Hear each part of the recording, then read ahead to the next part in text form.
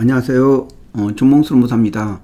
오늘은 그 원어민 강사의 부당 해고 사건에 대해서 설명드리겠습니다. 이 사건이 다양한 그 고려할 요소를 많이 포함되어 있고, 또 금전 보상이나 또 행정 소송에 갔을 때 그러한 그 세부적인 내용을 포함되어 있어가지고 그냥 시사성이 있는 사건이라고 할 수 있습니다.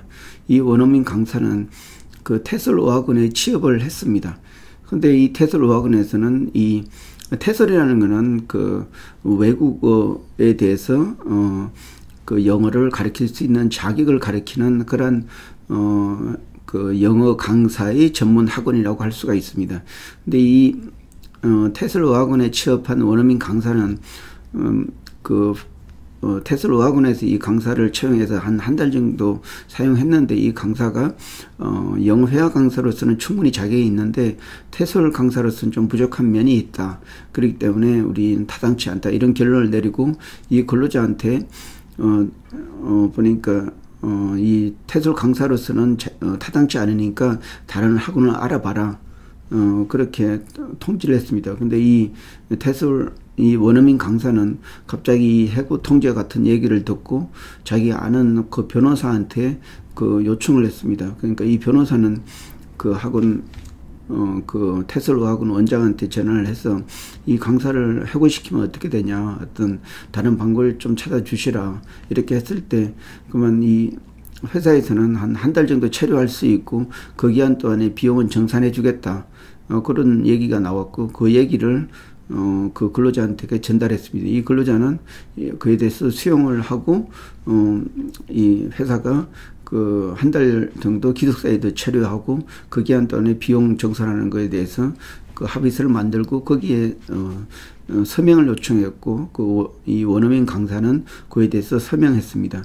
근데 그 합의서에는 어떠한 뭐 해고나 뭐 어떤 구체적인 그 고용 관계에 대해서는 얘기가 없고, 한 달 체류하고 또 그 비용 정산하는 그런 내용만 있었습니다. 그래서 이 근로자는 그 기숙사에 체류하면서 한 달 뒤에 다른 어학원에 채용이 됐고, 그래서 이제 다른 어학원으로 가면서 그 기숙사를 빠져나왔습니다. 그런 이후에 이 사무실에 찾아와서 부당해고 구제 신청을 요청을 했습니다. 자기는 해고됐지 절대 합의 타직한 게 아니다 해서 그 문제를 요청했고, 하여튼 제가 그 공인 노무사로서 이 사건을 대리했는데 그런 사실을 가지고 서울지방노동위원회에 부당노동해고 구제 신청을 가져갔습니다. 그래서 이 근로자는 뭐 테슬 어떤 강사로서 자격증도 있고 열심히 하려고 했던 이런 강사인데 사용자가 일방적으로 해고했다. 그리고 그 합의서 쓴 부분은 어떤 당장 체류할 데가 없어서 급한 마음에 쓴 거지 이게 그 퇴직을 수용한 게 아니다, 그렇게 주장했지만은 서울지방노동위원회에서는 이거는 그 당시에 그 어떤 해고에 대해서 문제가 됐을 때 그 변호사를 해서 요청한 내용이었고, 그리고 또 현재 다른 직장에 취업되어 있기 때문에 그 복직할 의사가 없다고 판단된다 해서 이 사건을 기각 결정했습니다. 이에 대해서 원어민 강사는 억울하다 해서 다시 재심을 신청을 했습니다.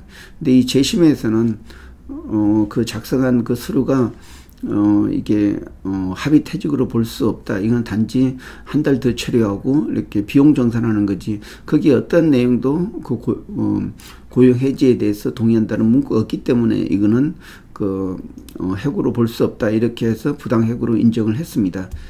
그런데 회사에서는 이에 대해서 그래서 그 판단 중에 하나가, 또 이 근로자는 다른 데 취업이 됐기 때문에 복직 대신에 금전 보상 명령을 신청을 했습니다.